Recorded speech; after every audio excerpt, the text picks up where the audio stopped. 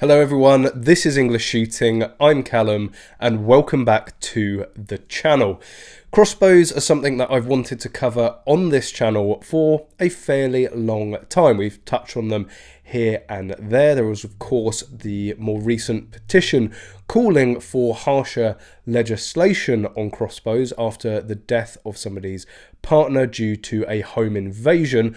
We'll get back to that petition and the response from government on that petition in a little bit. However, crossbows have been cast once more into the spotlight due to an armed intruder trying to assassinate the Queen on Christmas Day. The number one question that I've seen people ask online because of this is, of course, how did this guy get a crossbow, and also what are the laws around crossbows here within the UK? So I thought I would start with the law, give you a bit of context and a bit of background to it, and then we'll go from there.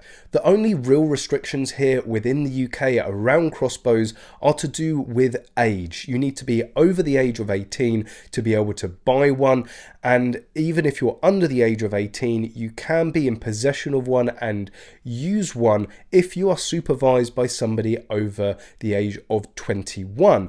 The only complete exemption to all of this is if the draw weight of the crossbow is less than 1.4 kilograms. But in terms of being over the age of 18, there's no restrictions in terms of how many you can own, the upper draw weight limit of a crossbow, how you have to store the crossbow, and of course there is no licensing or any sort of register when people buy them or acquire them. Yes, we have had a few tragic cases where people have lost their lives at the result of crossbows and more being injured, but in the scheme of things, when you compare it to other deaths, when you compare it to other crime, the numbers are pretty infinitesimal. Despite the rarity of these instances and the rarity of being hurt or killed by crossbows, there is now calls from Priti Patel, the Home Secretary,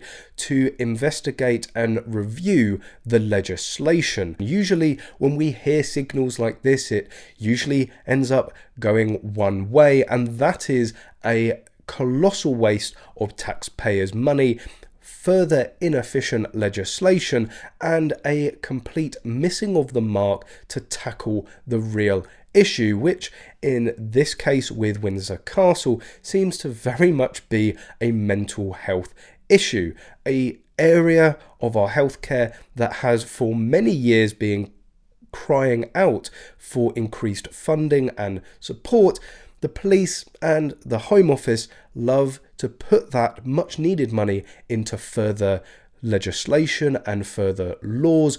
I really can't see it going any differently in this case. I put out a couple of polls both on the YouTube channel itself and also in the English Shooting Facebook group to get your opinions and thoughts on this as well. Now, this is something that I intend on doing a lot more, so if you see these polls, please get involved, because it's going to sort of help me test the water and see where your guys' heads are, where you think it's all going. And if that's completely different to where my head is, then that may change course, that may inspire me to look at things from a different angle, which is never a bad thing. At the point of filming this video, it's really not that optimistic. I think you're being as pessimistic as I am. 45% of you are saying that crossbows will be licensed because of this. 32% of you think that a total ban is incoming, and 23% is saying nothing will be done. So based on your thoughts on YouTube, you're saying that there's going to be a 77% chance that we're going to get some level of legislation. The figures were very, very similar in the Facebook group as well, maybe a little bit more optimistic overall, but again, the majority thinking further legislation is going to come in. As a quick side note, if you're enjoying this video and you're liking what you see, please hit that like button, and it would also be greatly appreciated if you considered subscribing to help grow this channel.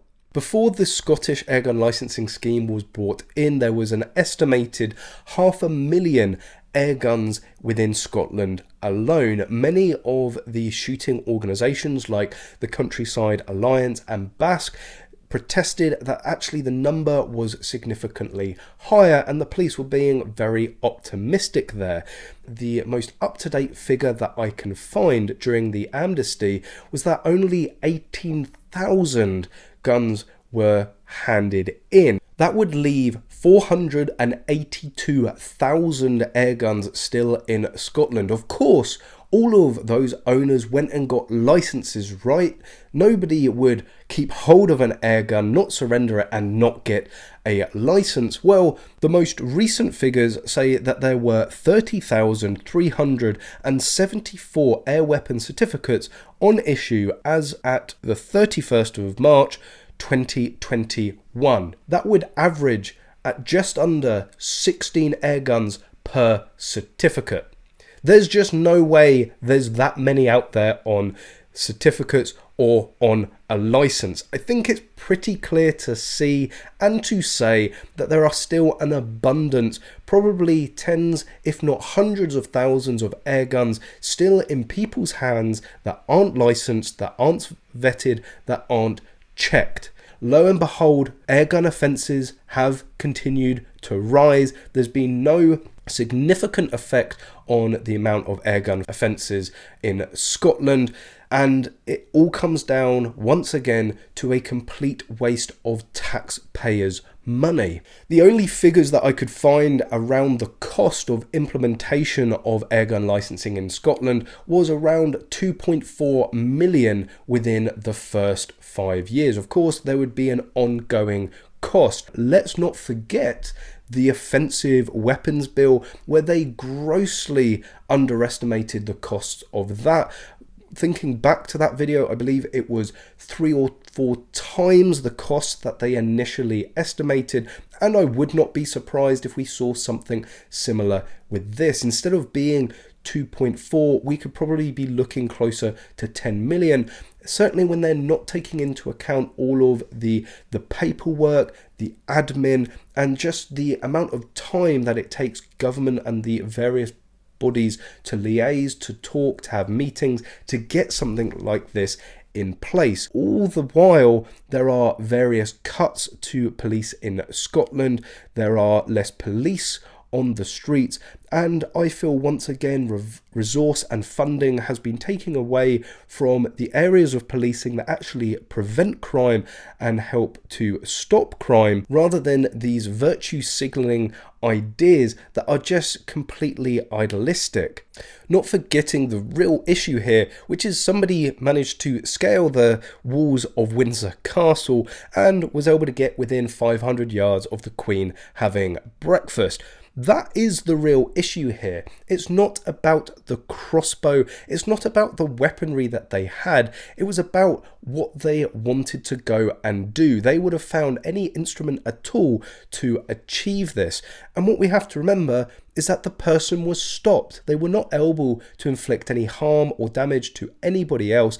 The armed police and protection officers there were very swift and were able to do their job very efficiently, stopping this threat very early on. And ultimately, I think the best person to sum this all up, which I think is very poignant, is Prince Philip himself. If a cricketer, for instance, suddenly decided to go into a school and batter a lot of people to death with a cricket bat, which he could do very easily, I mean, are you going to ban cricket bats? Once again, we are completely missing the issue that somebody was mentally unstable enough to try and assassinate the Queen. It really doesn't matter what they were trying to do that with. If you ban crossbows or license them, they're just going to use something else. Or even if you license them, just like we've seen in Scotland, the people that want to commit these sorts of acts